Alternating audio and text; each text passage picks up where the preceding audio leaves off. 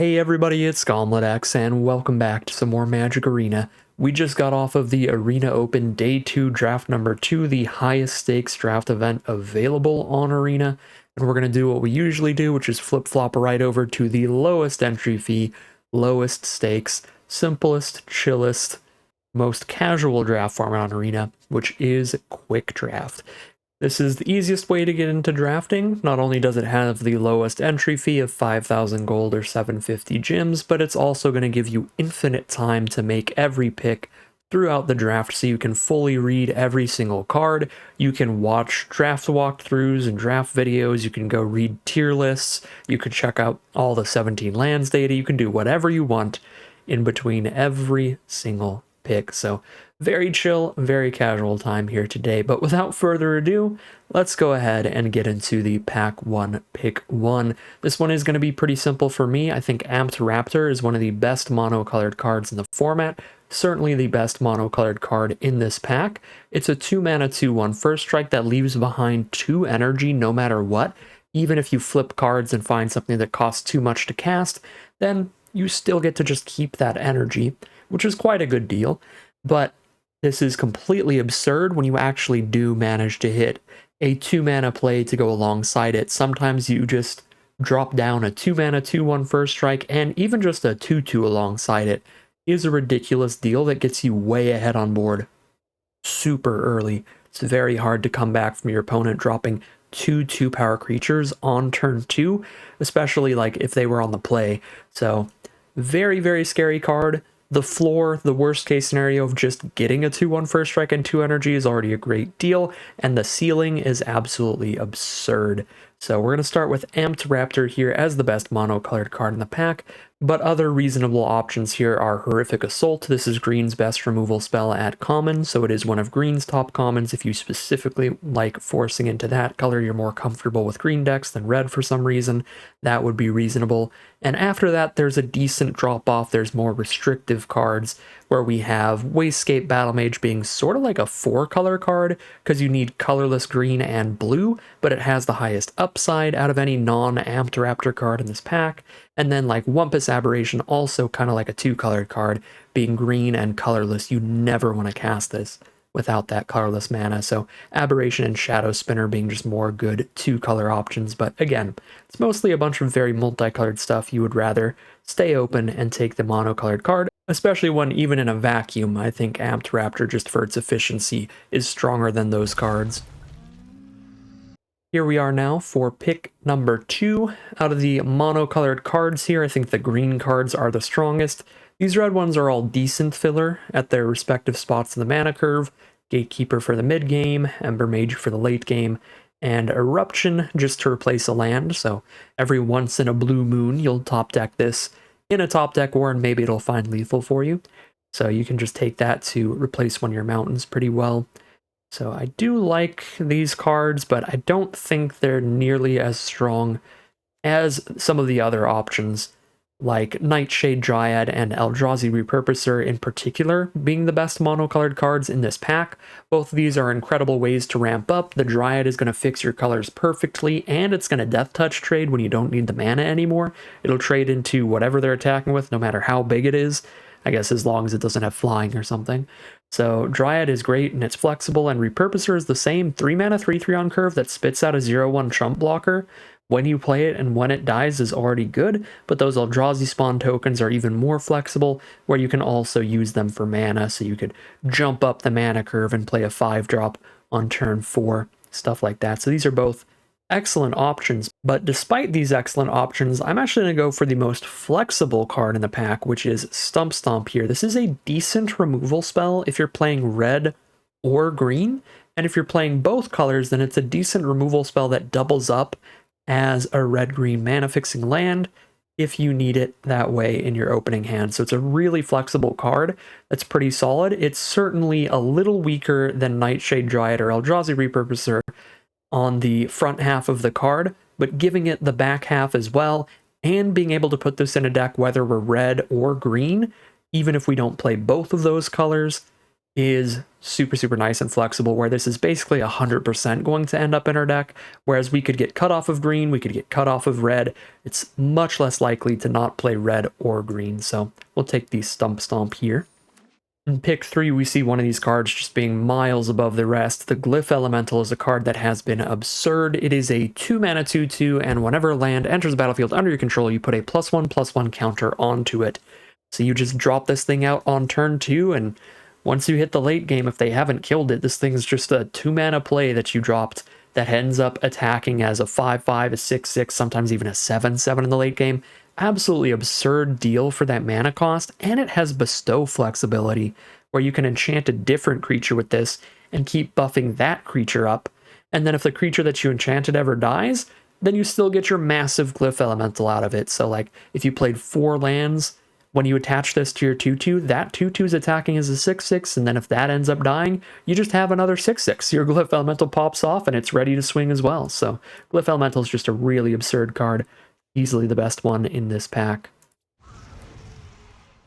For pick 4, we see some really mediocre options out of green and red, just some random tricks like Gift of the Viper and Inventor's Axe, so I think we look back towards white with our Glyph Elemental and potentially grab this Mandibular Kite, just a 1-mana 1/1 flyer that gives you this equipment later in the game to make any of your other threats evasive if you end up in a top deck war situation and you don't have anything else to do with your mana. So it's just a nice flexible card that you can curve out really aggressively with. I like the Kite quite a bit, to where I will take it over the much more restrictive Golden Tail Trainer. This is a fine card if you're exactly green-white modified, but not a card I would take super early. I would take it if I naturally end up in those colors, but not really see it as a reason to move in to those colors. So let's grab a Kite here. Pick 5 is an interesting one here because there's no green cards in the pack, and the only red card is pretty medium, pretty filler, the Void Pouncer here. So we might be getting pushed off of both of our first 2 picks despite taking the very flexible Stump Stomp here. So I think we just continue down the white path. That is going great for us with Mandibular Kite into Glyph Elemental, and now the Riddlegate Gargoyle towards blue-white. This card is excellent. You get 3 energy when you play it, and it's a 2-mana 2/2 flyer. That's already a good deal. Plenty of good ways to use that energy out of white and blue, so we can find some good cards to draft alongside this, but it's also self-containing. If you don't have anything else to do with that energy, you can get one big lifelink swing out of it. So say that we have the Riddlegate Gargoyle on board, and maybe we've gotten a Glyph Elemental to be really big, then we can swing in and life gain like 4 or 5 life off of a big Glyph Elemental later. It's usually the kind of plan you want to do with the Riddlegate. I think this is the best card in the pack, and we are going to scoop it up.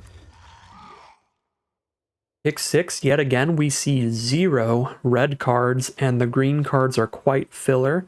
The Foul Strike just being very narrow, and the Symbiote being in a format that has almost no elves. So we continue down the blue-white direction with this Riddlegate Gargoyle with this excellent blue spell. Sink into Stupor is a tempo counterspell where you bounce their spell back to their hand, but you can also bounce a permanent back to your opponent's hand, so it's really flexible in that sense already, just off of the front half of the card, and then it's even more flexible where if you draw your hand at the start of the game and you have like a planes and 6 spells, if one of those spells is Sink into Stupor, all of a sudden that hand isn't a mulligan anymore. You can just play your Soporific Springs and get a blue source. So really nice, super flexible card. I like it a bit better than the Dog Umbra here, which is pretty medium removal. This is flexible because you can save your own card with that Umbra Armor ability. But the fact that it doesn't destroy anything or exile anything, it leaves the card on the board to be able to still use its abilities is kind of a big deal in this format.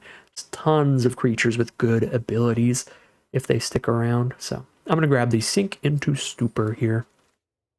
Pick 7, again, we're really seeing nothing in our initial red or green colors. We have Demon Inferior, lose best interaction at common, because if you draw a card or 2, then it's super cheap, but even naturally, it just costs 3 mana, because you've always drawn 1 card during your turn, and 3 mana to tuck away your opponent's best threat is still a pretty good deal. So I like the Demon Inferior over the Solstice Zealot a little bit. This card's a fine energy producer, but it's a little bit inefficient. 3 mana for just 2 energy. There's a lot of like 2 drops that give you 2 energy. It's not the craziest way to spend it ever. The card's fine. It's good filler for like a blue-white energy deck, but I think that Demon Fury is actually pretty premium interaction for any blue deck.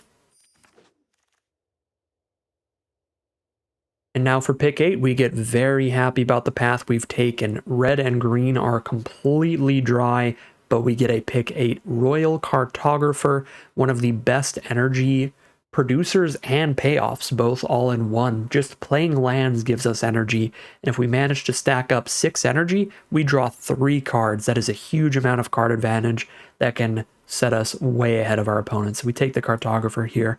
One thing I am a little bit sad about now that we have both Royal Cartographer and Glyph Elemental is that we've seen a lot of Perilous Landscapes, and we're not going to wheel any of those. Those would actually be pretty premium pickups now that we have 2 pretty important landfall triggers, because those are both going to fix our blue and white mana while also triggering landfall twice, playing a land for turn, and tutoring out another land. So really cool stuff if we can find any of those landscapes later. So for pick now, we are pretty dang committed to blue-white currently. We have 3 white cards and 4 blue.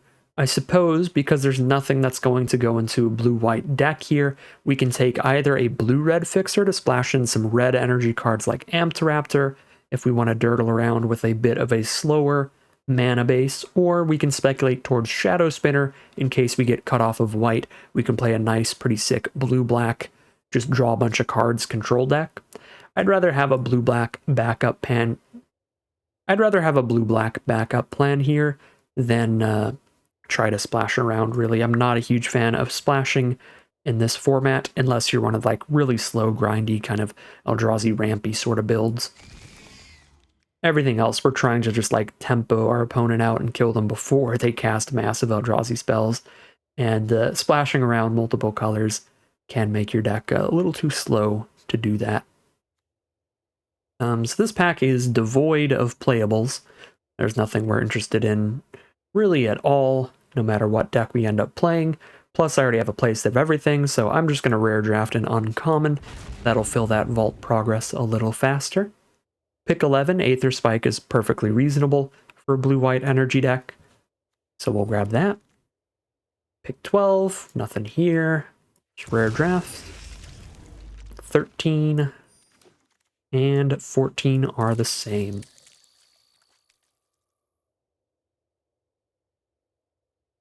Pack 2, pick 1 is quite a bummer to open up because there is not a single card here that's good for a blue-white energy deck, but there are 3 premium cards for red-green Eldrazi, Chrysalis being the most insane, but Path of Annihilation has also been an absurd way to ramp into like 7-mana Eldrazi super quickly. Skittering Precursor also plays quite well in those archetypes, but as we've seen from this draft pod, red and green got completely cut off, completely hosed here, to where there's really no world where we can pivot on this Chrysalis towards a red-green build, which is kind of an issue because that means we get absolutely nothing that's going to end up in our deck out of this pack. I suppose we can just take the Conduit Goblin as the most likely option. If something really weird happens and we end up in Boros energy instead of Azorius energy, but quite a bummer of a pack to open up there. Pack 2, pick 2, we actually have a few pretty reasonable options here. Copy Crook is fine. Clone the best creature on the board and get some card draw out of it as you're swinging in. Demon Inferior is solid interaction. We do have Aether Spike, Sink into Stupor, and Demon Inferior on that path already, so I don't think we need to take the second Demon Inferior super highly here, but it is probably the best card out of this pack in terms of just raw power level. I think I'm still just looking for more good evasive threats, though, where we take the Electrozoa here. I think one of the best things that blue-white is doing is just playing a bunch of flyers and trying to kill your opponent while they just can't block any of your stuff. So we'll take Electrozoa over Inventor, Copy Crook, Demon Inferior, and we'll probably wheel one of these. I think the most likely would be Inventor comes back. Pick 3, another pretty mediocre, pretty fine pack. I guess I'll take the Demon Inferior this time over the Solstice Zealot by a little bit. Not much else here. I mean, we could splash in an Unstable Amulet and try to use that as a card draw engine. Suppose, again, only 3 cards deep into white. Maybe we go blue-red energy instead of red-white or blue-white here. Need to play Amped Raptor and Unstable Amulet. Yeah, you know, with a little chunk of interaction right now, we're not super missing on the second Demon Figure. I can do a little speculation here on that Unstable Amulet. Unfortunately, Pack 2 is a reverse world for us, where we see premium green-red Eldrazi cards, Vanguard, and Drone. Sometimes the quick draft bots just do really, really weird things, where they scoop up every green and red card in the history of mankind in Pack 1, and then they just feed you a Gruul deck in Pack 2, so you feel like you drafted wrong, but I am pretty much 100% confident with the information we had here. We could not be on the Chrysalis pivot, but the bots do real weird things sometimes. Pick 5, another Aether Spike or a Charge Bug. Didn't get a super incredible pickup towards white last pack. The Thraben Charm is going to be reasonable there. I think I'm going to take the Charge Bug. Well, I guess Aether Spike fits into blue-white or blue-red, so that's kind of flexible there. But we do have the Conduit Goblin too, actually. Ooh, there's the Perilous Landscape, though. So that's going to be fixing no matter what amount of these colors that we play, and it's also going to be able to like splash in the Amulet or something if we don't find enough playables in just 2 colors. It's also going to double trigger the Glyph Elemental on the Royal Cartographer. I think we actually have to go for Landscape here. Pick 6, Area Auxiliary is an incredible one for any aggressive deck. 4 mana for a 3/3 flyer, just a good evasive threat, but it comes with 2 +1/+1 counters that you get to put on 2 of your other creatures. So you really want to have 2 other creatures on board by the time you play this. You want to play this in decks that are absolutely loaded with creatures that cost like 2 mana. But as long as you accomplish that and you have 2 creatures on board by the time you cast this, it's going to be a huge amount of stats, and it's going to be a lot of pressure on your opponent. So very happy with Area Auxiliary. And there we go. We're seeing some great blue-white options here now. Pick 7, we get another Royal Cartographer. I think we take that over a Serum Visionary. Serum Visionary, just really good value up front, like immediately. But Cartographer can grind out for more value than the Visionary pretty well, especially when you have other energy producers like we have in this deck. So I'm going to go for another Cartographer over the Visionary. For pick 8, we can grab another Mandibular Kite or a Hexgold Slith. These are both very reasonable options. I think another Kite is nice here, so we can more consistently curve out starting on turn 1 and get really, really aggressive. So I'm going to grab Mandibular Kite. Pick 9, this was our opening pack that had nothing for us when we opened it, and still has nothing for us. Pick 10, we got the Copy Crook back. I never would have guessed that, but it's a perfectly fine playable here. So we'll run that at the 4-drop slot. Really was expecting one of the commons over that. We got pick 11, Solstice Zealot. So it does look like we just get to keep our spot here in pure blue-white. Now take like a Wing It combat trick that's probably going to get cut. And see what we open up for pack number 3.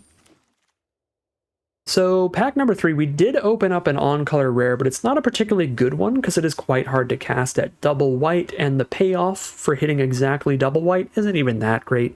It's just a 2/2 flying first strike, so the payoff is that your 2/2 flyer also has first strike, which is solid, but if your opponent ends up being able to block your flyers, it's usually because they have like a gigantic Writhing Chrysalis with reach, where first strike is very irrelevant, and at 2 toughness, it still usually just dies to the same removal as like your Riddle Gates and stuff. So it's a fine card. It's a fine card I'd put in the deck, but not a card I would take over a really good aggressive card like the Area Auxiliary to just buff the whole stat line. Like if it wheels here, I'll draft it and play it, but it's not a high pickup for me like the Area Auxiliary is. And speaking of high pickups, Writhing Chrysalis, mythic common of the format. No, it's our 3rd copy of Area Auxiliary. We do hope to find some of these Hexgold Slith style cheap creatures to make sure that we have a really wide board for our triple Auxiliary now, though. Alright, quadruple Auxiliary. It's very tempting. It's very tempting, but we have a couple really good 3-drop creatures that we could play to make the curve a little better, like the Serum Visionary and the Proud Pack Rhino, both kind of being 2-for-1s. The Rhino giving a shield counter so that one of our creatures is more protected, and just being a 3/3 at the same time, and the Serum Visionary just being a straight up 2 for 1, just drawing you a card and getting you a 2/2 body. Witch Enchanter is also pretty great. It's somewhat consistently a 2 for 1. There's a lot of enchantment-based removal spells in the format. There's a lot of artifact creatures. There's some enchantment creatures as well. Usually you can blow something up with this, and then you get a 2/2 body and kill one of their cards. So that's solid too, but if I'm taking a 4-drop, I'm taking another area auxiliary, and I kind of think I'm not taking a 4-drop here, with 4 in the deck already, and 3 of them really wanting as many cheaper creatures as possible. I think we want to up the cheaper creature count with one of these 3-drops. I think I'm going to go for the Proud Pack Rhino here. I like being able to like shield counter up a Glyph Elemental or a Cartographer or something. That could be pretty big. Plus, we actually get some mileage out of the Proliferate as well. If we draw into this Rhino after we've played an Auxiliary, then we get to proliferate some +1/+1 counters and an energy counter. So I think Rhino is actually pretty dang good here to take over Visionary. I mean, Visionary is also pretty good just because it's so good up front, but I think Rhino has great synergy for this deck, so we'll take it. For pick 4... probably take another Demon Inferior. I mean, I could take another just like Inspired Inventor for more creatures to curve out with, but it's quite a filler 3-drop. And the Indebted Spirit's just like a really bad 1-drop. Just a 1-mana 1/1 dies and makes a 1/1 flyer. The Bestow ability at 3 mana is so much as well, just for +1/+1. Yeah, I don't think either half of Indebted Spirit's very good. I'm just going to grab a little more interaction so we can get like a giant reach blocker out of the way with another Demon Inferior. Speaking of getting giant blockers out of the way, we do have a Static Prison, which is pretty easy to keep around in this deck. Just exile our opponent's best card as long as possible and grind out with our flying damage. So we're on double Deem, Thraben Charm, Sink into Stupor. I think we're pretty good on the amount of interaction we have, but Static Prison would be our best removal spell by far if we take it here. The main competition obviously is the Serum Visionary for this deck. Just another 3-drop creature to have on board before the triple auxiliary. Triple auxiliary being the real part, dragging me towards taking the creature over the non-creature. So we're on 1, 2, 3, 4, 5, 6, 7, 8, 9, 10, 11, 12, 13. We're on 13 creatures total. That's not super high for a pretty aggressive deck. I think I'm going to take the creature over the Static Prison here. Although we have seen a lot of solid creatures in the earlier packs, so we could probably wheel some creatures that are just like a little weaker than Serum Visionary. I don't think we're wheeling any great interaction like Static Prison. This is a little bold, but in the end, I'm actually going to go for the Prison here and try to just wheel a bunch of just decent creatures. And here we go. Pick 6, Hopeender Quaddle. I'll take that over the 4-drop Witch Enchanter just because we want creatures that are cheaper than 4 mana. Although it's pretty comparable in power level. Sometimes you get a 2 for 1 by countering one of their spells. Sometimes you don't. Witch Enchanter, sometimes you get a 2 for 1 blowing up one of their cards. Sometimes you don't. Let's grab Quaddle here.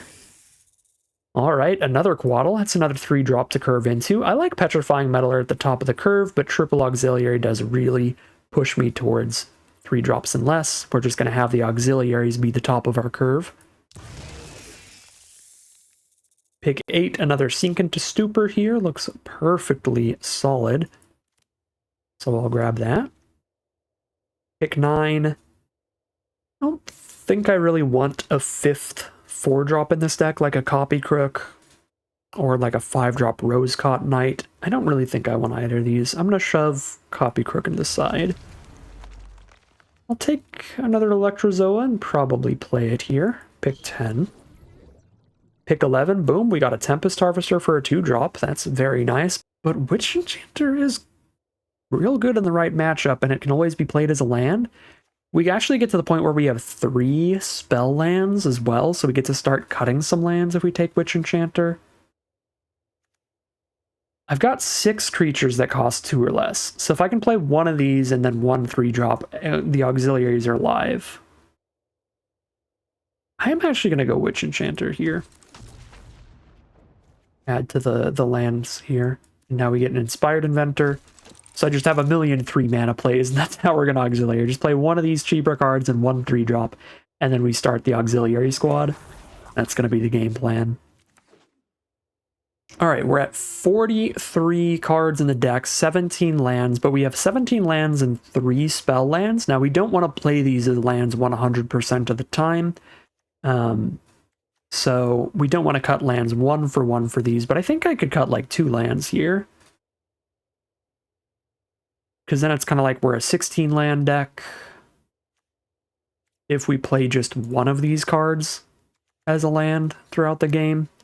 And this looks like a 16 land deck to me. Where our curve stops at 4. There's plenty to do for 3 or less. Yeah, and then we can just cut like a wing it. Just because so many of our creatures already have flying anyway. That seems pretty reasonable to me. 15 lands, 3 spell lands. For the mana base. Just a great curve of flyers and stuff. Yeah, we'll do it. Drop the wing it. Check our mana base. 13 white cards, 13 blue. All right, 50-50 split it is. We'll go ahead and call it a deck here. Here we are for game 1 on the play. Rolling out with the Soporific Springs. I have no idea if that's how you pronounce it. I don't know what that word even means. And here we go. We're curving out Glyph Elemental into Inspired Inventor or Solstice Zealot. Into Auxiliary if we hit another land in the next 2 draw steps. Should be a real hard to beat curve if we do hit the land drop. That should be pretty absurd. I think I'm going to go for Solstice Zealot here, so I have the flexibility of throwing a +1/+1 counter somewhere with the Inspired Inventor. If our opponent does establish blocks that are good enough to stop Glyph Elemental's damage, maybe 1 +1/+1 counter will be enough to have it still break through on that turn.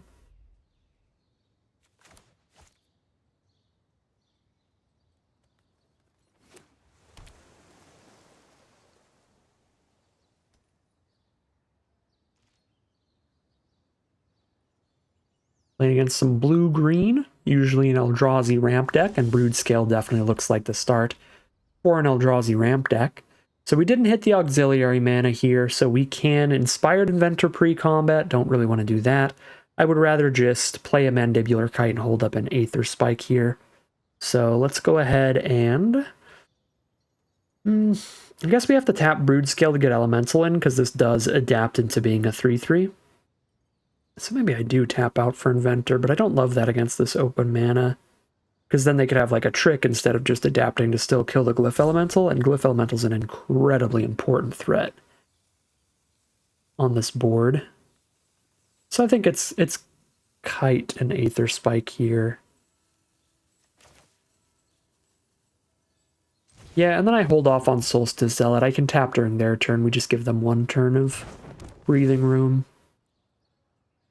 Rather than insta-hitting.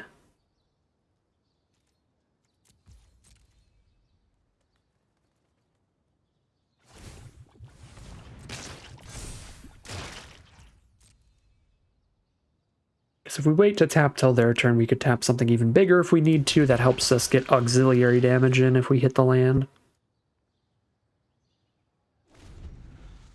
Although if they cast anything too much bigger, we'll definitely Aether Spike.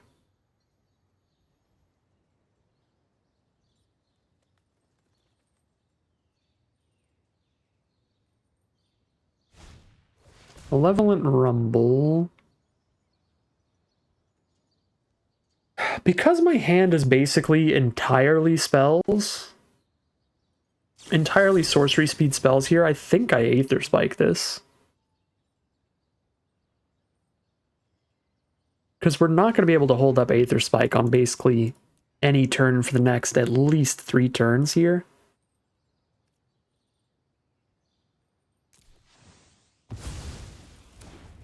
So just getting the Aether Spike out of the way is pretty reasonable. Making sure we get some value out of it, and that's just a great setup kind of card, where it helps them find whatever they need. So it's a lot more impactful than it looks. Obviously, it's not as good as like countering a bomb or anything, but it's countering something that could dig them towards their top end bomb or whatever. Alright, so we tap Brood Scale in the end step, and that lets both of these send in. So we're spending 1 energy on Zealot for 5 damage instead of 3 damage, like it would have been if we tapped last turn. Okay, we didn't find the land, but we do have the Inventor to play here. And probably just load up on energy, right? I'm going to hold up Thraben Charm first, so if they try to use a combat trick to kill one of my creatures, I can Thraben Charm and kill the spawn in response to them buffing it. Although I don't think there are any super good combat tricks they could have here for only 2 mana in this set.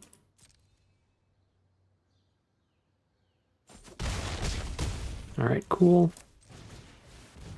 I think this board wants energy for the Solstice Zealot over a +1/+1 counter. Or a 1/1 servo. I mean, Thraben Charm in hand could make the servo somewhat reasonable. Ooh, well, that's the perfect spell to have there when we're choked on mana.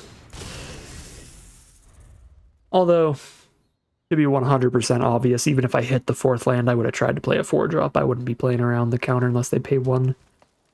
Because it is an uncommon. But yeah, that was an incredible turn for the Hope Ender. Anytime it does manage to counter something... Oh no! Anytime it does manage to counter something, the card plays super, super well. The only reason it's not, like, mega premium is that it doesn't always get to counter something. Like, against their deck, it would almost never counter something. That was such a bummer that they have the damage-based removal to do 3 damage when we haven't hit a land the last 2 turns. Like, if we just played 1 more land this game, they would never have been able to kill this with green-based removal. That's damage equal to power. At least not anytime soon. Yeah, these draws are rough. We have like 16 lands in the deck, I think, still. Maybe 14. Because we have another Soporific Springs, we have the Witch Enchanter land, and we have... See, I've drawn two of my naturals, 13. So we have 15 lands out of 28 cards still. So more than half the deck. We're on some weighted coin flips here. Digging. Weighted in our favor.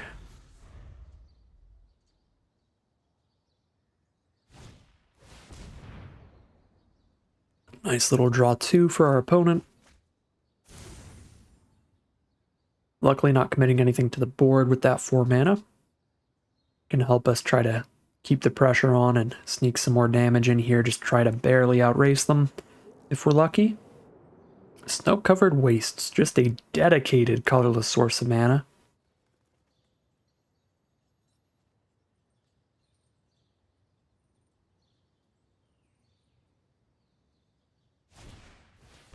Horrific Assault. We can Thraben Charm in response to that. Get a reverse 2-for-1, which feels quite nice. And just take 2. Well, 3 damage it is. They're down to 11, we're at 13.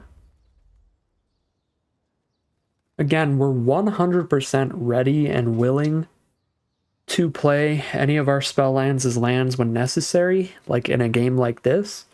So I think this is just rough variance for us. We're like, sure, technically I only have 15 lands, but I'm running 18 lands in a deck with a low curve.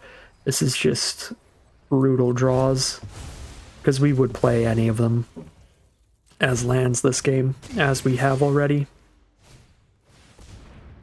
Our 18 land deck is just not finding mana. I don't really see this as a reason to throw in more lands. Just is what it is.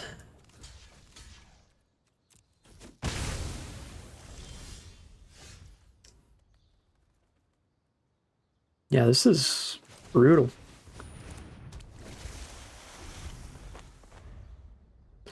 And this is the kind of archetype we have to try to tempo out and kill them nice and aggressively, which would have been very, very easy if we had hit Auxiliary turn 4, and still doable if we found our lands just at a reasonable rate. But the longer this game goes on, the more likely they are to find some big 7-drop Eldrazi that we're just never going to get through. So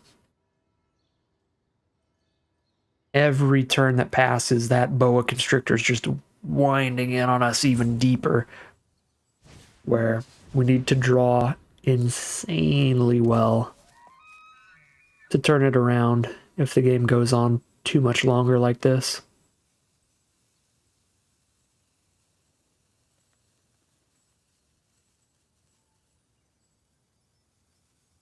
Again, we're not really under too much pressure on board, but green-blue is the kind of archetype that has great late game. They have another draw too, they have tons of card draw for Voidcraw, and all they really need to hit is a single, 7-drop plus Eldrazi, and that'll be a huge finisher, and there it is. There's the Riddle Keeper.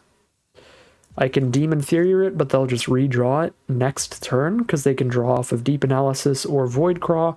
They cast it again, stun my permanents again. They can even stun lands off of this, which is brutal in a game like this.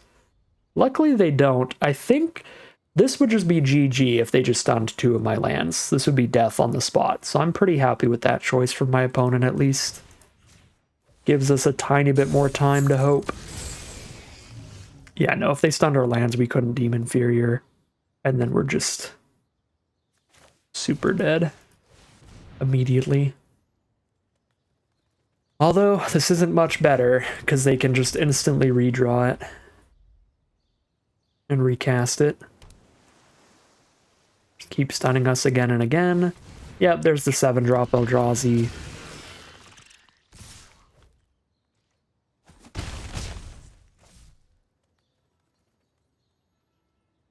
And they have the Riddle Keeper on top after that. There's land 4, but I'm almost 100% confident you're way too late. Astronomically late. So we can... It's a cast trigger. So if I copy Crook a Riddle Keeper, I don't stun anybody. Maybe I copy Crook a Lurker, but I can tap with Zealot. We need to find lethal. We need to get around them. So I think I need to, Auxiliary, and then, copy Crook Auxiliary even, maybe, because then I'd turn the other into a 4/4 flyer and buff somebody else. It's almost just as big as a 5/5. Again, I'm trying to see what I need to do to have, a 1% chance of winning here. Not what I need to do to, definitely win the game. We're at the point where our odds are dramatically small. But I think our best bet against this kind of deck is to sneak in flying lethal with these cards. Playing these and bouncing their 1 flying blocker. We know they only have 1 flying blocker. The problem, again, lies in that we're going to play this Auxiliary and it's just going to get stunned. And then it's not even going to get through. What can you really do here?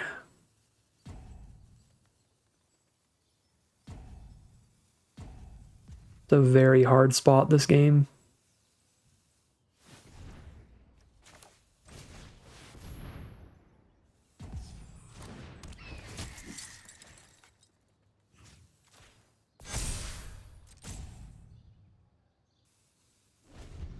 Alright, so here we wait for the Riddle Keeper cast that tries to stun the Zealot in response. We tap the Lurker. I guess it doesn't... Well, it does matter if we wait, because if we don't wait and we immediately tap the Zealot to tap the Lurker, they could stun the Cartographer on the Auxiliary, so that we have 0 blockers up. Just a single 2/4 blocker, if we're tapping their 7/7, it's going to help reduce the amount of damage we're taking quite a bit. Basically, we just take nothing. If we have a 0/2/4 blocker up, that's enough.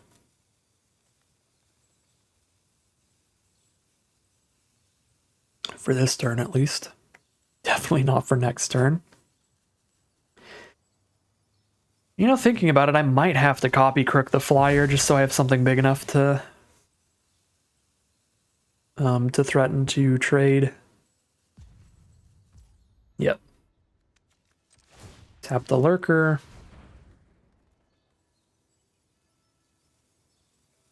The Cartographer Zealot combo's nice here, so that if my Zealot gets unstunned, then as long as I can keep hitting anything, basically, I can keep their stuff off of me.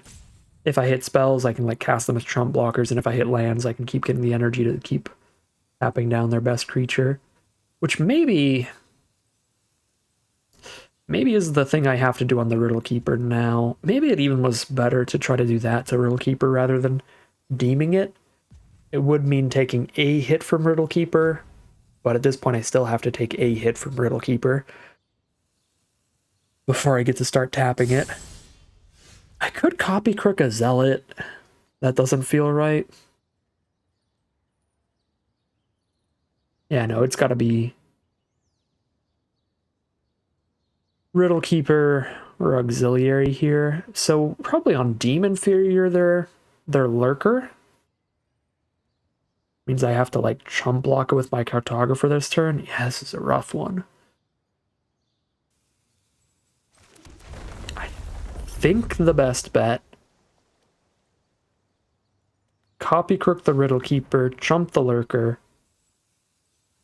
Take 0 next turn. Then I have an Auxiliary to keep hitting them with, a Zealot to keep tapping the Lurker. Or I can Deem Inferior the Lurker. I feel like it's the best we've got.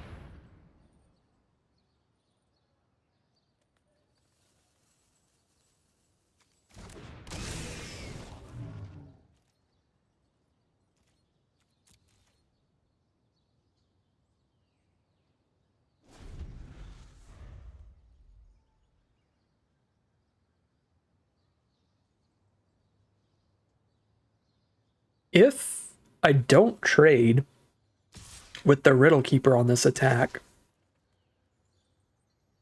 attacking with our Riddle Keeper one time could connive and make it a 6/6, but I'm not going to have time to do that because that would mean taking 5 from Riddle Keeper here and being at 5 life, and then tapping my best blocker next turn too. Yeah, I don't think I can do that. I think I have to just trade into the Riddle Keeper and then keep tapping this Lurker while we chip away with Auxiliary. Feels like what we've got. I mean, it only takes 3 Auxiliary hits to kill them if they cast their Deep Analysis from Grave. That costs them 3 life to do that. So it's a chance. It's a game plan. Chip in with Auxiliary 3 times if we can buy the time to do that. That can be our path to lethal.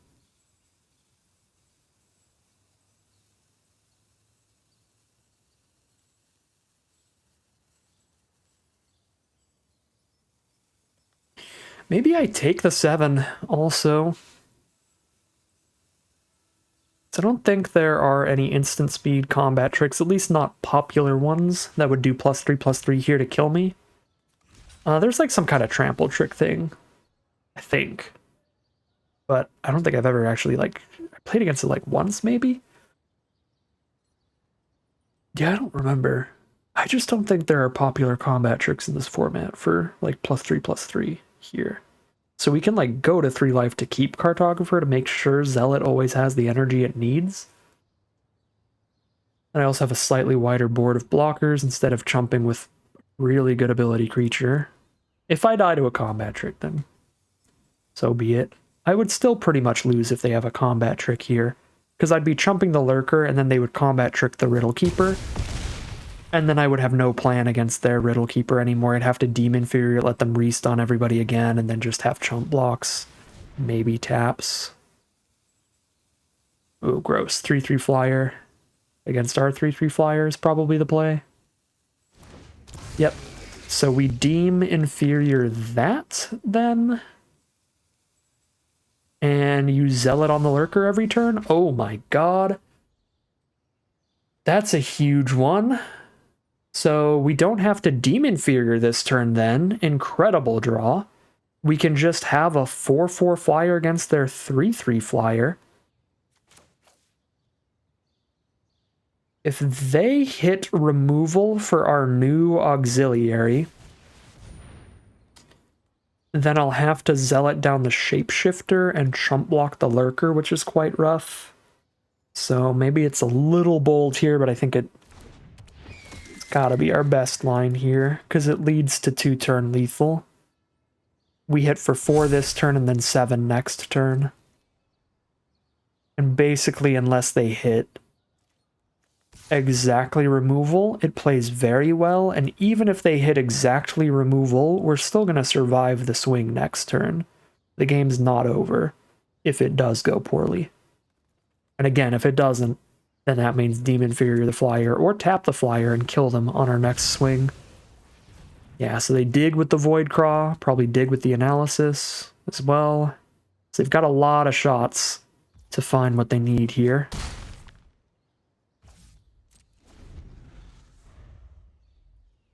I think I have to just tap the flyer when they go to combat here to play around instant speed removal.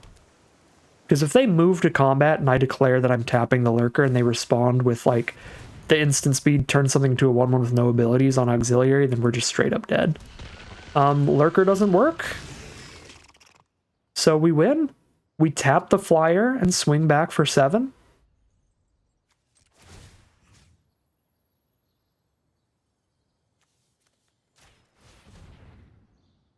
Chump the Lurker. Send in 7 damage. Zealot being the absolute MVP overperformer this game. The general deck idea and plan is to just curve out really, really efficiently and then just use like hard removal. But we didn't really have the mana to do that super well this game, so just having a free way to keep tapping something each turn was massive. So, I mean, we passed up on these Zealots a lot. We only took this one that like wheeled for us. And it has been one of the most important cards of the game. The most important has still been the auxiliaries. You know, if I just kept tapping their stuff, if I didn't have auxiliaries, I'd still have no game plan here. But without the Zealot at our side, we would be crushed by now. We wouldn't have time for these auxiliaries to find the final 7 this turn. So massive overperformer to Solstice Zealot, and I'm incredibly surprised that we managed to sneak this one by after missing our land so long here. That was an insane recovery.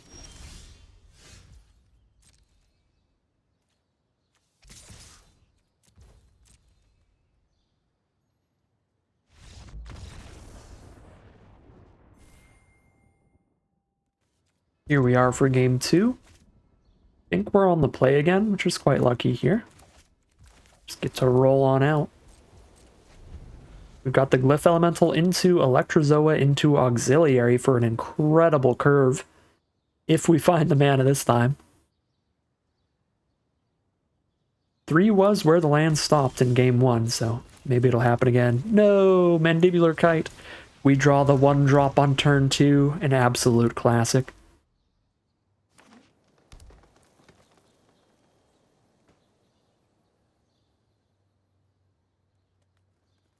Playing against a green-black deck here.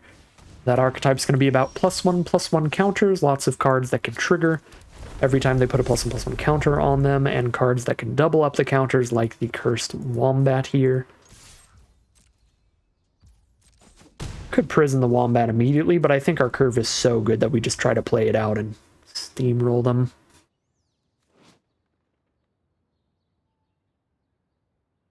So every +1/+1 counter ability that's going on to one of their permanents is going to trigger twice now. They're going to get 2 +1/+1 counters, and they're going to trigger the things that say whenever a counter is put on this, draw a card 2 times. The Wombat can do some crazy stuff.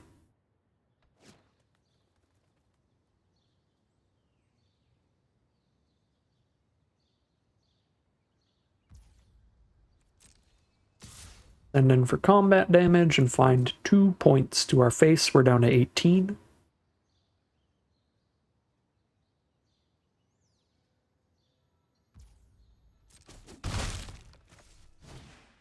expanding ooze. All right, so far so good. We've got excellent attacks into that, and the pressure is on. Now we can copy crook our auxiliary next turn. I don't know if we need to play Static Prison when we're just going to absolutely steamroll them here. They're down to 8 already.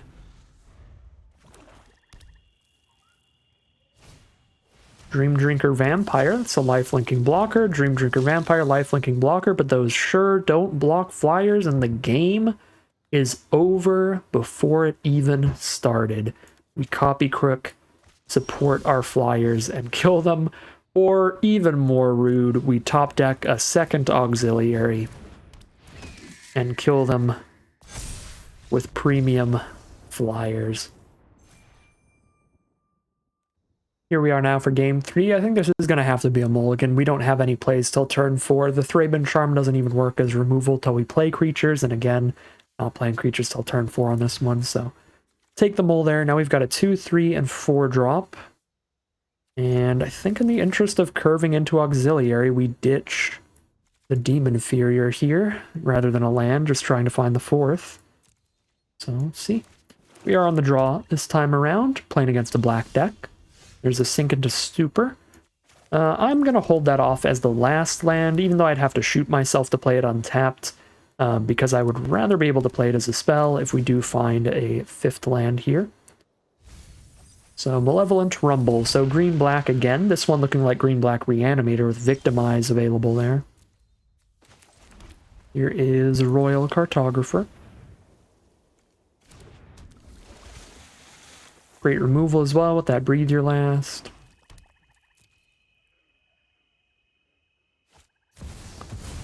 Good grief. And that was hard cast as well. It's only 4 mana. Yeah, gross. Wow. Yep. That's one of the strongest cards in Historic. One of the strongest cards in Modern. Showing up to ruin my day in Draft. I don't even have good interaction for it because we don't want them to recast it and get another massive 2-for-1. So just kind of vibe. We drop an Electrozoa, I guess. I can try double blocking it, but we already know they run Victimize. So if they reanimate it, it's also pretty terrible for me. I think I just try to erase it. We have our own 3-power evasive threat. And we can try to just bounce everything else they do. Like Propagator Drone, I guess. But that doesn't do too much here. I could bounce it in the end step anyway if I'm that worried.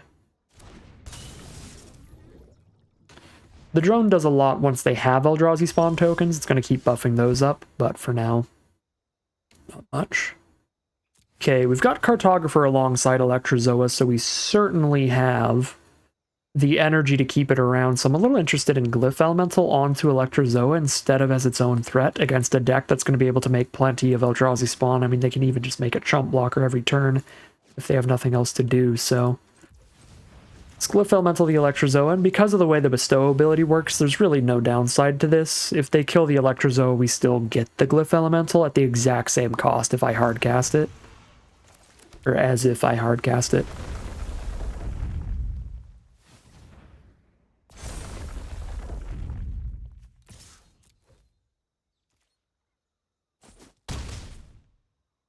Like no risk to the Bestow, which is nice.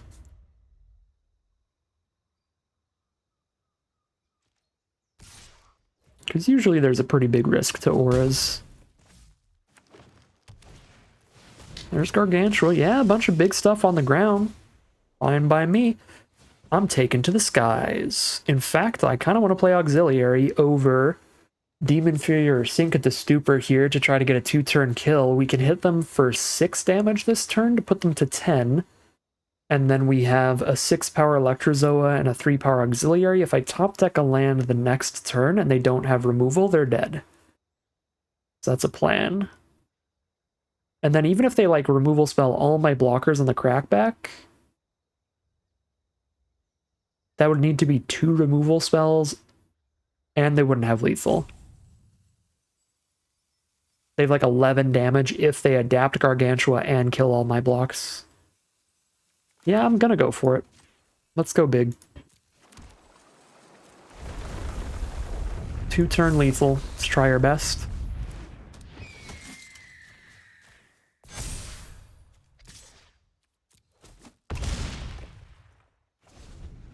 Obviously, if I don't hit a land, it's not technically 2-turn lethal, but this gives us the shot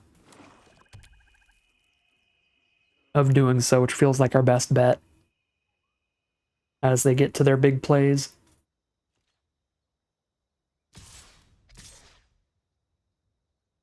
Probably not jumping until next turn, right?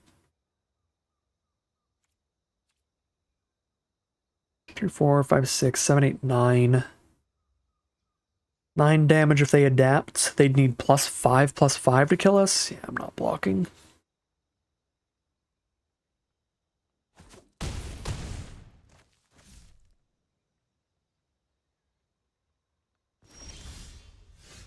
Oh my god.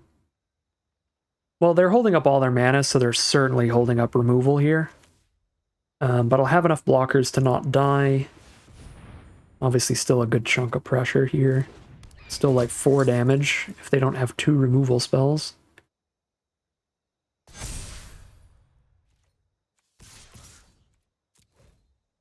They have to kill Electrozoa, which gives me the glyph thing back as a blocker. Perfect. And they still take 4. They did gain life off the removal, though, which is a little sad. Ooh, do they have double removal? Nope.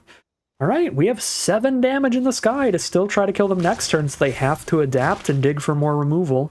Which does a little more damage. They're down to 5 now. At 7 life here, I think we have to just play attempting to get lethal next turn at all costs. If they have another removal spell to kill one of our flyers on our next swing, I don't see how we survive 2 swings from them, even if I play as defensively as possible here. So I think we're just gonna keep this auxiliary on board rather than throwing it as a blocker anywhere. If we get like combat tricked, we get combat tricked.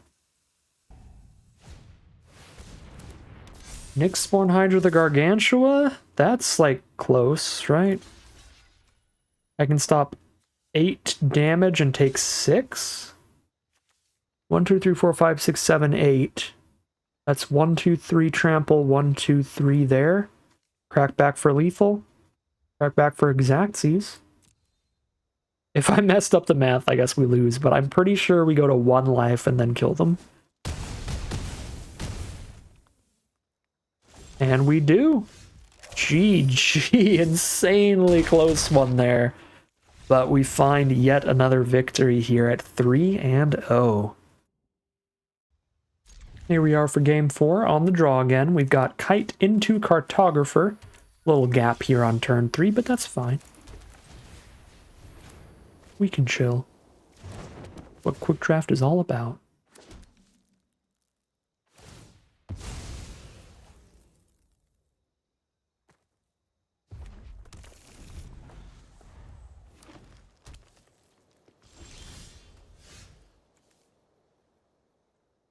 What are you holding for in my upkeep?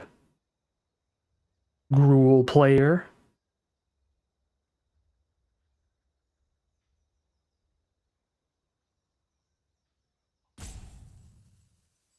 This is super weird, because this was either they're in full control mode or they specifically put a stop here, and now they're thinking during the stop. Okay.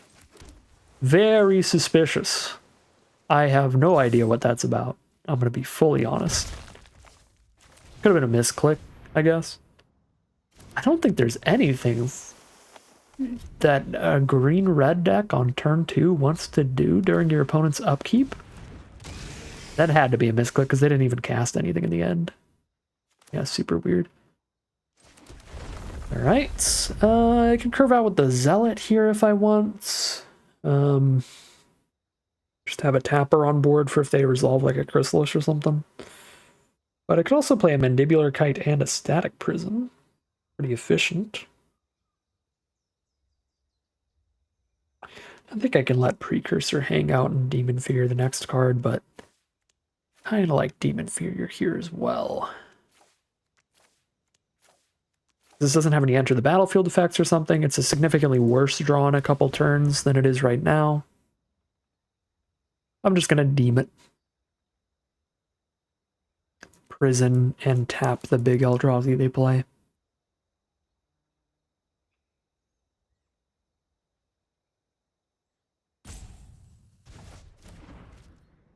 To the bottom it goes.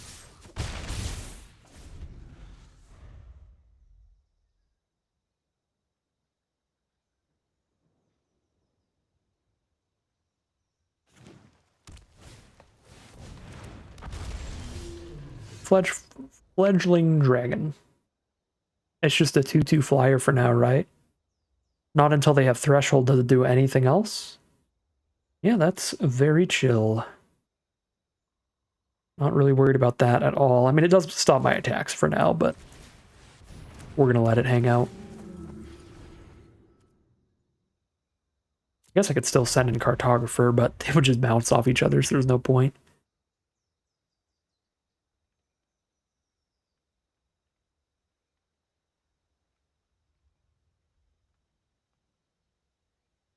All right, we got 15 lands we can draw into. Out of 29 cards, we are at a weighted coin flip in our favor, trying to find land 4 for Auxiliary. It's so funny this copy crook is going to be really just like a 4th copy of Auxiliary a lot of the time, because just how good Auxiliary is. It's pretty frequently been one of the best creatures on board to copy. Since that is an enter the battlefield trigger and not a cast trigger, Copy Crook can do that. We getting combat tricked here? They're holding on the swing. Oh, we sure are. Reinforce the Fledgling Dragon. Sure. It is even bigger, but that is fine, because our board state is even better. And we can outrace them for sure. Especially holding off the Zealots, as 4 turns of removal against this dragon. Cute, but no thanks. I will take 5 on the swing to keep these creatures around, and then I'll probably end up just static prisoning this dragon at this point. It's been loaded up so much that even if I sacrifice the prison, just getting all these counters off the dragon's a decent deal. Ooh, Spawn Gang is scary. If they play a non-Eldrazi colorless source, it's gonna be pretty bad for me, but this land was an excellent draw. So they only have the mana to sack 2 Eldrazi spawn so that they can sack the 3rd of their commander to deal 2 damage. So they can't actually kill anything right now except my Germ token. And there's no way they want to kill the Germ in response to me supporting it.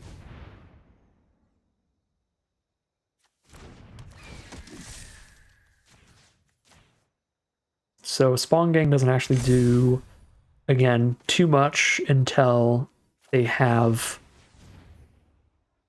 a land that can provide colorless so that they don't have to sack all these spawn. Yeah, they're already over it. Our board state is huge, and we're about to get rid of their only flyer, and we've got like 10 flying power for the swing next turn. Yeah, that's 2-turn lethal again.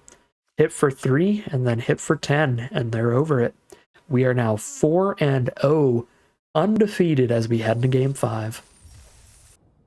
All right, here we are for Game 5, seeing if we can maintain our undefeated streak. This is a great hand. We're on the draw here with Kite into Gargoyle, and then turn 4, start the Auxiliaries. We've got the Witch Enchanter to play as our land, turn 3 tapped, so that I don't have to pay any life for it, but I can still curve out Kite into Gargoyle. And if we top deck literally nothing but lands, then we can just keep the Witch Enchanter for after the gigantic onslaught of Auxiliaries. So, very flexible card here. Playing against green red, expect that to be the case a lot. Could Royal Cartographer, but I would rather pressure them for as much damage as possible. So we're going to play the flyer first. And I can still play Cartographer in a land next turn and get the maximum landfall energy out of it while getting more damage on board. So that is just objectively the best line.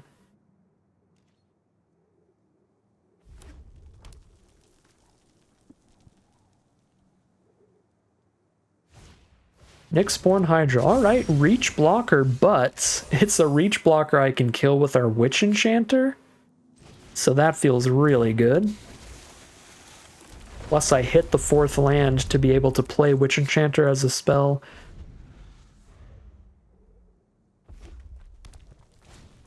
Writhing Chrysalis.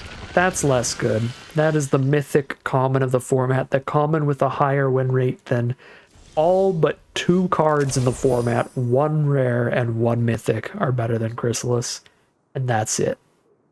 So now, even if I Witch Enchanter the Hydra, I'm not getting attacks in yet. So I think I'd rather set up to grind out a lot of good value here and try to draw something to deal with the Chrysalis. So I'm going to set up another Cartographer to guarantee the 6 energy to draw 3. And then see if we find a Demon Inferior. We did find a Demon Inferior, which I could cast right now on the Chrysalis, but they redraw it and they get to recast it and get more spawn out of it.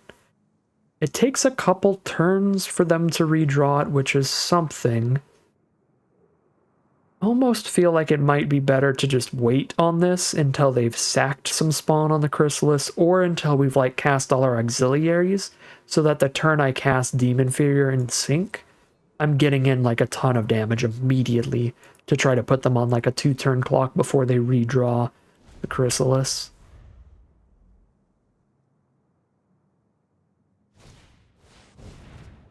Oh boy, yeah, a Glimpse the Impossible with Writhing Chrysalis is quite bad. That's triple spawn. Or they can play some of those cards for value, so probably just cast another Nyxborn Hydra off of these spawn tokens for more reach blockers, I'd guess. Yep, do your thing, Chrysalis.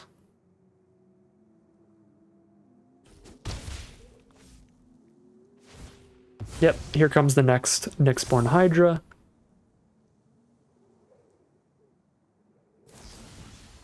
No, Siege Smash the Gargoyle? Overplay the Hydra? I am very fine with that. So...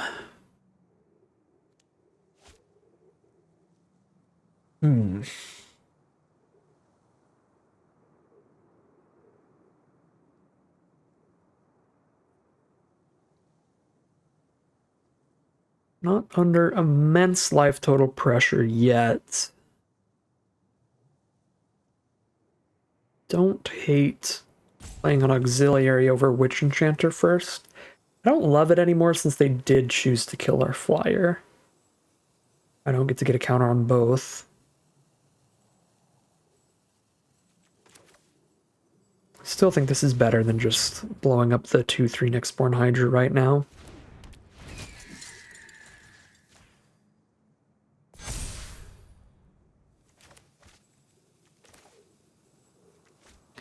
Probably am going to end up playing one of these lands if I don't top deck exactly like land. Maybe I play the tap land right now so I don't have to shoot myself. I don't know. I'm still going to play the untapped land. Just really make sure we don't flood out. I can still play a tap land next turn. It's not like I have a 4-drop plus a 2-drop available.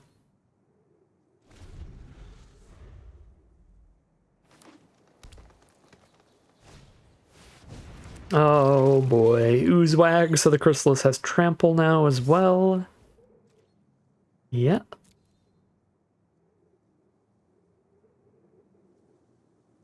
Adapt the Oozewag and sack a spawn, hit for 4 here. Could be the play. And it sure is. Down to 14. Alright, the full dream team, the gang's all here.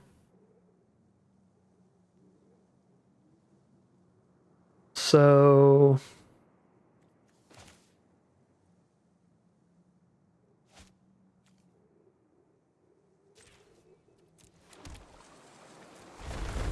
we just keep playing auxiliaries, I think.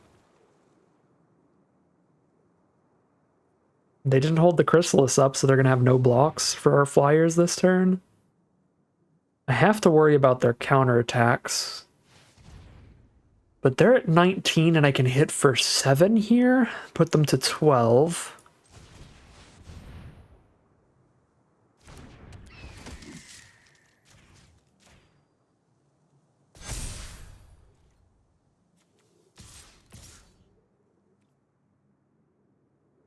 And then I have 12 damage off of another auxiliary. So I play like untapped Witch Enchanter, bounce their only reach blocker, cast an auxiliary, kill them next turn. If they get too aggressive and don't clear out any flyers.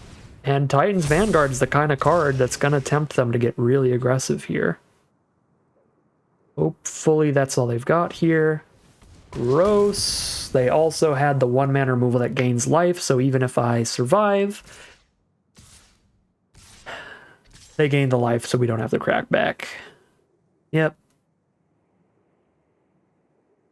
If they had just Vanguard here, I think we have this game on lock, but Gruul just gets slightly too much action.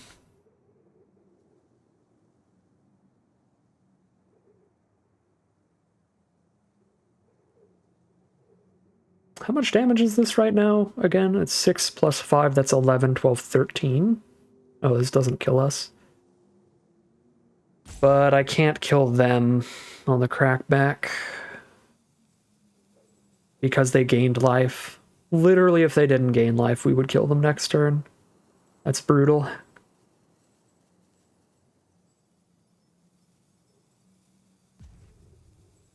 Four, 5, 6, 7, 8, 9, 10, 11, 12.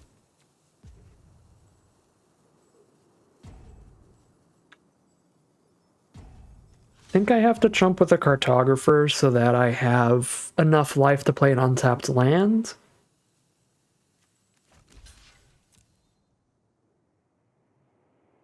But technically I could take it all, go to 1.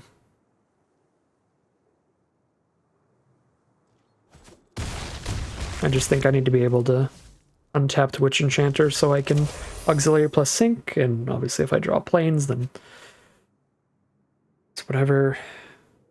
So we don't get to lethal them anymore, and this Titan's Vanguard is going to completely demolish us, right? So I don't really get to attack at all. I have to Demon Fear the Oozewag. Maybe it's Demon Fear the Vanguard. Sink into Stupor the Oozewag to surprise get rid of their trample. That makes sense to me.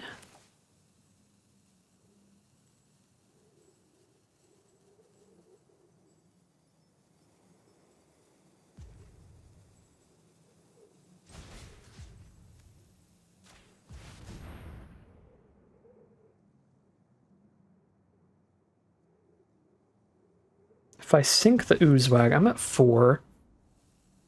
I just need to chump Chrysalis. I need 2 blockers up. I have to chump Chrysalis and block the Hydra, so I can only hit for 4 here. Do I have any chance of lethal? On the crackback, if I only hit for 4? No, because I have to chump, and then I only have 7 damage on the crackback out of 11. I have to send in 2 creatures and hope that they under attack, but if they click the all attack button, we lose period. If I don't send in with 2 creatures, we lose period. There's no way we get multiple blocks here.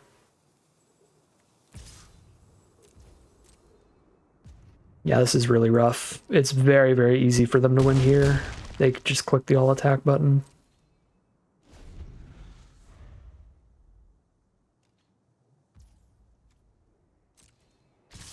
Got me.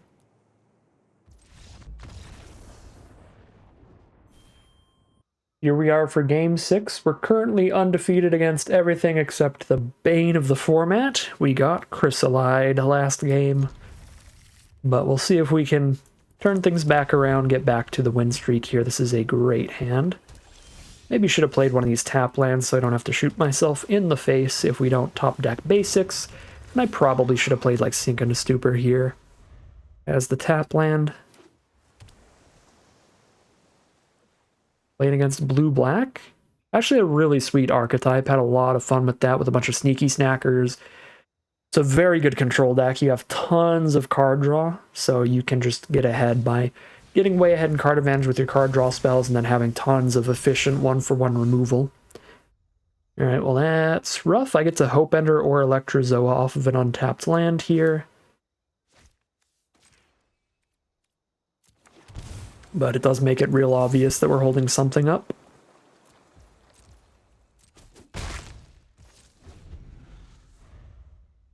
So our opponent probably doesn't play into the Hope Ender.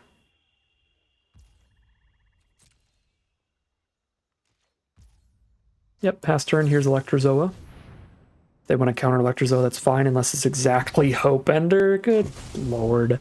I was going to say good grief, but we ran into grief earlier today. That's not what that is. Well, that's brutal, but Proud Pack Rhino's still pretty great on this board. Boom. Now we have a shield counter to trade into the Hope Bender.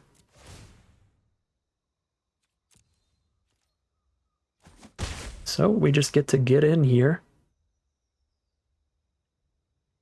I probably do need to play this out. Get closer to double spelling on a future turn. But now they're just going to play like the 4-mana artifact vehicle that sits there and gets energy and value and stuff. Because I played this meadow, they're going to play an incredible artifact turn 4 watch. Nope. I lied. I lied as easily as I breathed. I made it up. It's a fabrication. There's land 5. We are getting real close to the double spell.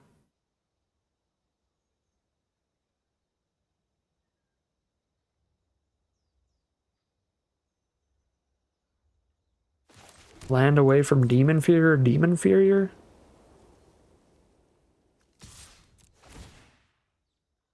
I'm kind of interested in Demon Fearing this entry, but I think it can wait. The longer that we wait to cast the Hope Ender, the less likely it is to actually counter something, because you're just going to have more and more lands. There's also just a horrific matchup for it, because they're blue-black where there's so many good instants. All the instant speed removal, there's instant speed card draw, there's instant speed creatures like the Quaddle.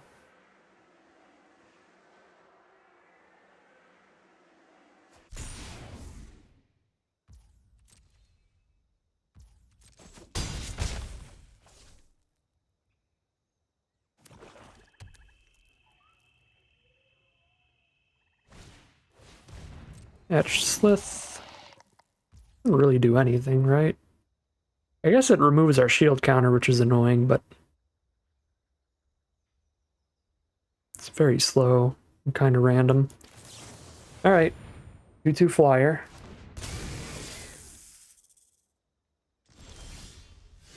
Now we've got an Aether Spike, so we have Demon Fear and we get to hold up the Aether Spike.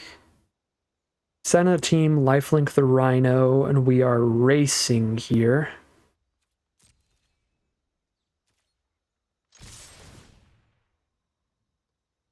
I kind of need lifelink somewhat badly here.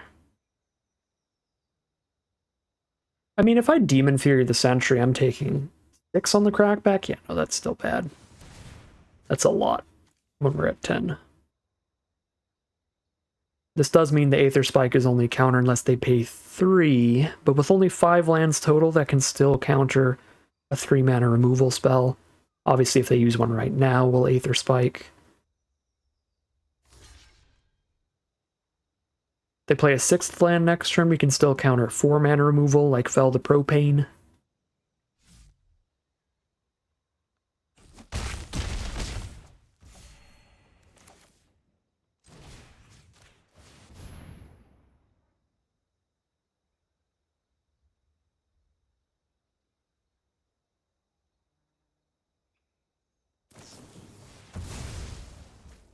Alright. You can draw a couple cards. That doesn't affect the board. We need to counter things that do.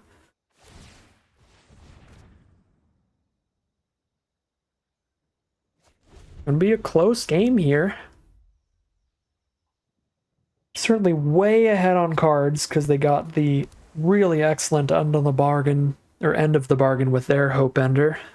And we kind of got demolished by that pretty early. No, and then a really important 2-mana play. That's rough. Only 2 mana, so like just uncounterable here. And they have Tempest Harvester, so they don't even have to cast a spell to trigger it and get the 0/1 chumper. Yeah. Super good here. The Emrakul's Messenger. Just get right around the Aether Spike, easy as can be. And there's the full value, get the spawn, and the draw discard. We are at 12 and they're at 7, so there's still a race here, but a Messenger's a huge piece in their favor. Oh, you gotta be kidding me. The Messenger even makes the spawn to pay 3 for the spike here. Well, that just solidifies it. Because 3 flying blockers against our 2 flyers. Yeah, no, now we just die in a few swings and we have no way to get in. Rough.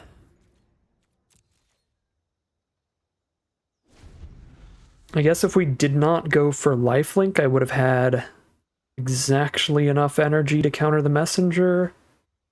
But then the Snacker would still resolve. We'd still be dealing with 2 flying blockers against our 2 flyers. I'd at least get in for Rhino, put them to 4, and maybe try to find like a Demon Farrier lethal later. I don't know. Blue-black is a incredibly rough matchup for blue-white, though, in general. Because of Sneaky Snacker, that wasn't really a core aspect of this game, as it was like the last card to show up. But last time I was blue-white against blue-black, we got completely destroyed because Sneaky Snackers just single-handedly trade off with your tempo threats and then keep coming back over time. Your opponent just ends up a million cards, and they have tons of cheap flyers to keep your early aggro off. Really feels like a matchup where there's super, super little you can do.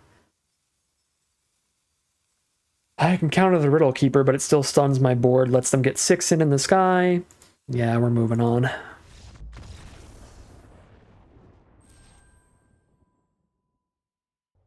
Here we are for Game 7, ready to solidify our 4-0 into 4-3, and top deck 0, white sources this game, because that is kind of how the last 2 games have gone.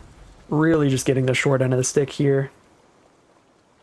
Run up against the strongest archetype in the format, the strongest card in the format with Writhing Chrysalis. Run into the worst matchup for our deck, and now, maybe, miss out on the white mana. This is still definitely a keep with Cartographer into Electrozoa. Like, we have the early plays, we just need to find a white source in the first, like, 4 draw steps. So, obviously it can pan out terribly for us, but it is worth the risk here.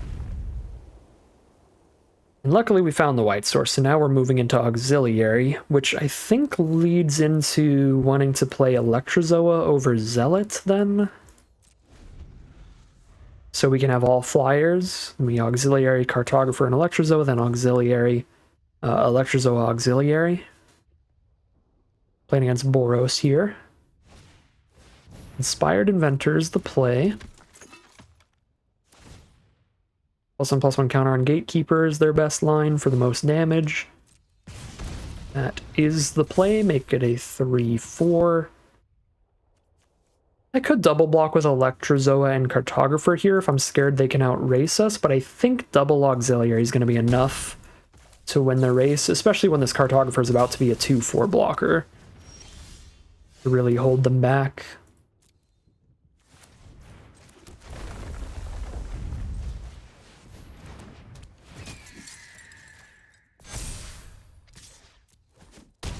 I think it's better to have the Cartographer hold off than it is to chip in for 2 more here. I could be wrong, though. The damage could stack up well to be like a 2-turn lethal after this with that extra 2, where it might not have been otherwise. Let's see, 7 damage, they're down to 9. No, it's already 2-turn lethal. It's actually not even 7 damage, it's 9 damage right now, put them to 7, and then have also an auxiliary for another flying attacker. Yeah. If they can't interact with our flyers, we're already at overkill in 2 turns.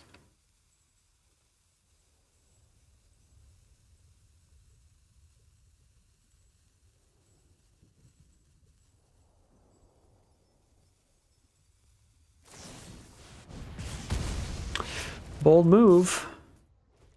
They're going to kill the blocker here and try to outrace. Let's see if they have 2-turn lethal of their own. That's what's going to decide it here.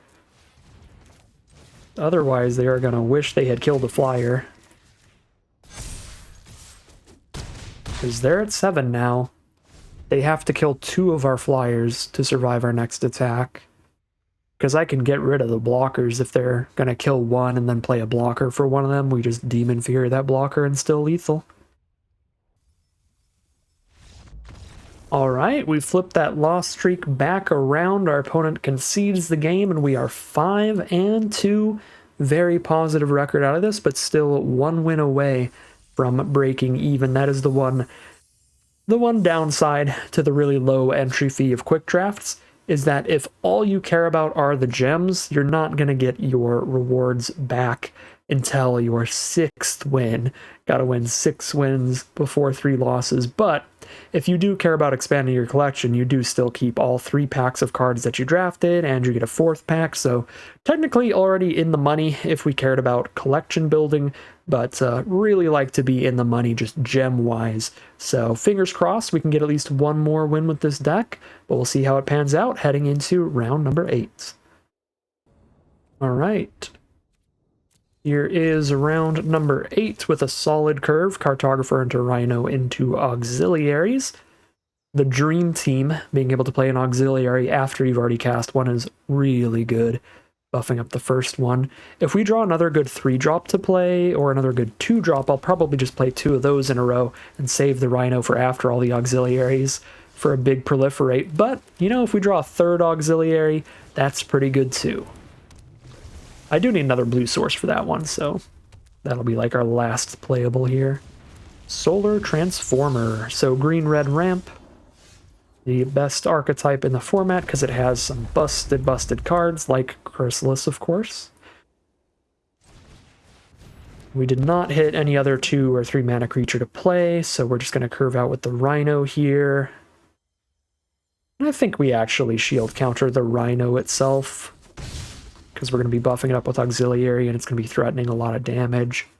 If they want to kill Cartographer, that's fine. We have rarely been in a position to get enough energy to draw the 3. We did do it one game, and it was pretty good there, but this doesn't look like that kind of game with all these auxiliaries in hand. Alright, so there's a Brood Scale, and that is it. We missed our land drop, so we have to just Electrozoa here, because there's no universe in which we want to Demon Fury their 2-drop when they're an Eldrazi deck that can play much bigger, scarier cards.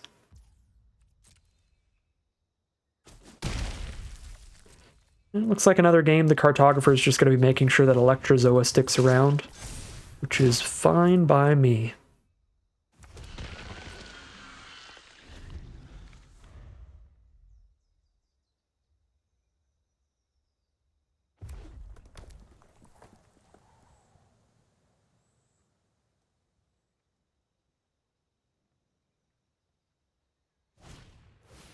Kozilek's Unsealing, that can do some really scary stuff when they cast high mana value creatures. Getting a bunch of Eldrazi spawn is certainly bad for us, but we can fly over those. The really scary part is potential like draw 3 multiple times. but they do need to hit the right cards to go with it. They've certainly got the mana ramp set up here. They're already at 6 mana. So they top deck 1 land and they can drop a 7-drop next turn. Replace all the Eldrazi spawn to play another 7-drop the turn after that. Yeah. It's already quite threatening. There's the Horrific Assaults. Alright, well they still gain the life off of that, which is annoying. But happy to have put the shield counter on the Rhino to keep that shipping in here. That means we only have 3 turns of swings from Electrozoa, but that should still be enough if we hit the land for auxiliaries, and again, we're at like 18 lands still in the deck. No, not 18, 15 lands still in the deck. 18 lands total in the deck. Just 15 left currently. 18 in the deck list, 15 in the current deck. There we go. That's the right way to put that. Well, this is getting brutal. Looks like a repeat of game 1, but we might not get out fast enough this time. Just missing land drops. Hope Ender Quaddle does absolutely nothing here because they have so much mana. They've got excess of what they need. But we still play it as a 2/2 flyer to try to outrace them. Just does not do its excellent ability. Ooh, maybe it does. Yeah. Okay, against exactly a 7-drop, it's actually perfect. We can counter it before they get all the spawn. That's so gross. That's gotta feel horrible for our opponent. Because, I mean, we've had like one of our, what, 3 drops hope endered, and that felt insurmountable. Getting a 7-drop hope endered is brutal. Just unlucky swing for our opponent on that.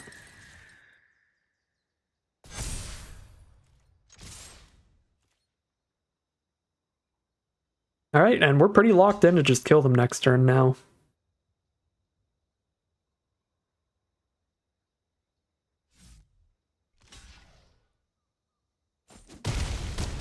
So they have to cast like one of the mythic Eldrazi or something to turn this game around. There might be 1 or 2 of the uncommons that are strong enough. I don't think so, not off the top of my head. Glimpse the Impossible finds a Nadu. But they'd be pretty much tapped out after that. Already taking lethal on board. They need like 1 mana removal for one of our flyers or they're still dead. I could Demon Inferior this Nadu. They're dead through 1 mana removal, but yeah, they just scoop. If we Demon Inferior Nadu, they're dead even if they have 1 mana removal, but then they get a trigger off of the Nadu where they get to draw a card, which can help draw them to something. It could flip a land. Actually, with the double Eldrazi spawn, it could have been 3 mana removal even. I think I was going to go like auxiliary and have all 4 power creatures here would be the plan. And then, like, even if they had the Galvanic Discharge to kill one of these, they'd have to chump with Nadu, take 4. I guess it is actually probably more likely to kill them with Demon Fury than anything else. Yeah, I don't know about that one. Maybe it was Demon Inferior. Either way, they did not have the cheap interaction, so we are now 6-2. We are in the money no matter how you look at it, and we're heading into the final battle. Final game of Magic for today, and Arena's in maintenance. That's disappointing. I guess we'll wrap up this recording later. I'm not gonna end the video right now. I'll have to just edit and upload something else for today. Oh. Brutal. That's such a brutal ending for me that I have to wait a few hours to finish this draft, but for you all, I'll see you in the final battle in just one moment. Alright, here's Future Gauntlet after the like 3-hour downtime or whatever it was. Hopefully I still remember how to play Magic. We'll see. Our opponent's on the play here. We are going to keep this with the excellent 2-drop of Glyph Elemental to get really aggressive. We're definitely more of an aggro deck than a cartographer value deck. So Elemental Decoatl into Auxiliary is our best curve here, especially against a tapped out opponent. They're on green-blue, so they should be able to ramp into some excellent top end, and the Petrifying Meddler is a really good start to that. A really, really stable card for them to play on turn 4 off of that Eldrazi spawn token. However, they did go Forest, so maybe they hoped to find an island off that Rumble and failed. So we could be pretty lucky here if they are, if they were trying to dig for their second color there.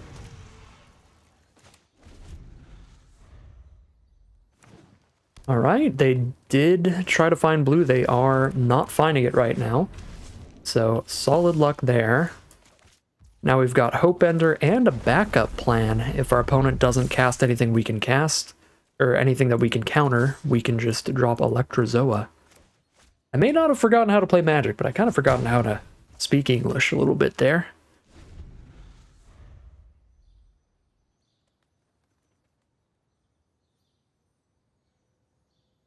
Could Evolution Witness the Visionary back? But they can't even cast it anyway. But yeah, that might be the only thing they can really do right now, stuck off of blue mana.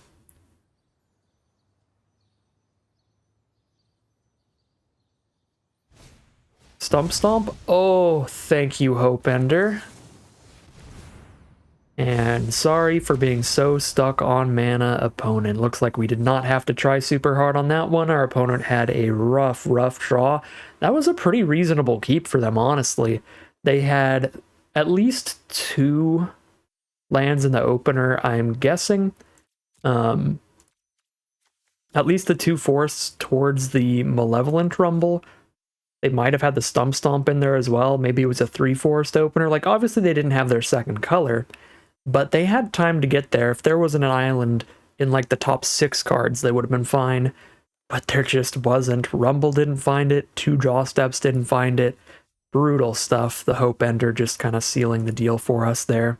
So that's going to do it. That's the 7th win. Got to play a total of like 3 minutes of Magic after the downtime is over. But the really exciting part, even if that final game was a little anticlimactic, is opening up these prizes, because that's going to put us over that tipping points. This will be the first time, I think, ever my account has hit like 40,000 gems. So that is super, super sweet. Max prize out for this quick draft.